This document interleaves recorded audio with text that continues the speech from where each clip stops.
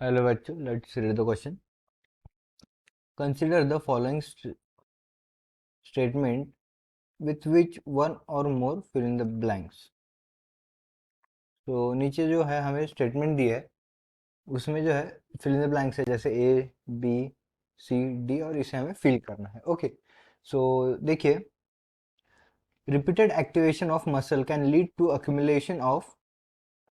A due to an aerobic breakdown of glycogen in them causing fatigue. So देखिए जब हम muscle का या फिर कोई भी इंटेंस वर्कआउट करते हैं तो इंटेंस वर्कआउट की वजह से क्या होता है वो जो पर्टिकुलर मसल है वो वर्क वर्कअप हो जाती है मीन्स थोड़ी थक जाती है या फिर थोड़ी एग्जॉस्ट हो जाती है सो उसके वजह से क्या होता है जो नॉर्मली जो हमारा ग्लाइकोजन है जो हमारा ग्लाइकोजन है उसका ब्रेकडाउन नॉर्मली उसका ब्रेकडाउन जो है वो पायरुवेट में होता है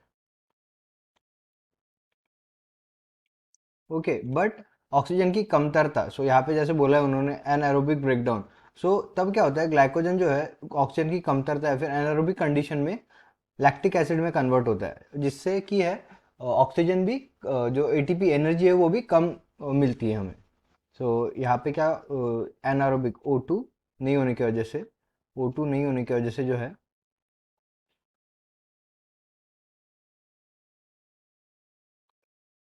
ओ टू नहीं होने की वजह से हमें क्या मिलता है lactic acid lactic acid okay so A का हमारा हो जाएगा लैक्टिक एसिड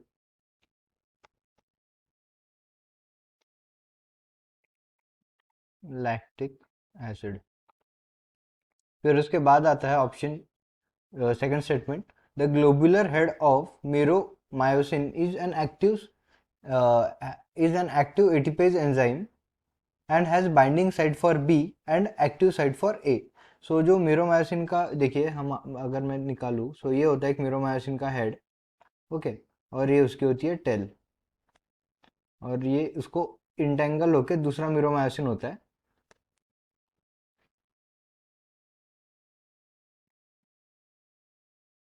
ये पहला मेरोमायोसिन और ये दूसरा मेरोमायोसिन और ये इसकी टेल सो ये ऐसे जो है वो इंटेंगल्ड होते हैं एक दूसरे में सो यहाँ पे एक बाइंडिंग साइट होती है यहाँ पे एक बाइंडिंग साइट होती है और इनके फेस बोल सकते हैं फेस पे बाइंडिंग साइट होती है सो जो ये बाइंडिंग साइट होती है ये होती है एटीपी के लिए बाइंडिंग साइट सो एटीपी बाइंडिंग साइट सो ये जो हेड पे होती है ये होती है एटीपी ये होती है actin binding site actin binding site okay और ये जो फेस पे होती है इसके समझो सामने जो होती है ये होती है ATP binding site ATP binding site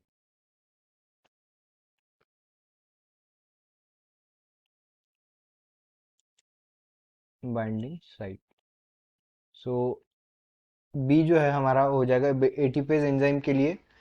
जो बाइंडिंग होती है वो होती है ATP binding site so b हमारा होगा एटीपी बाइंडिंग साइट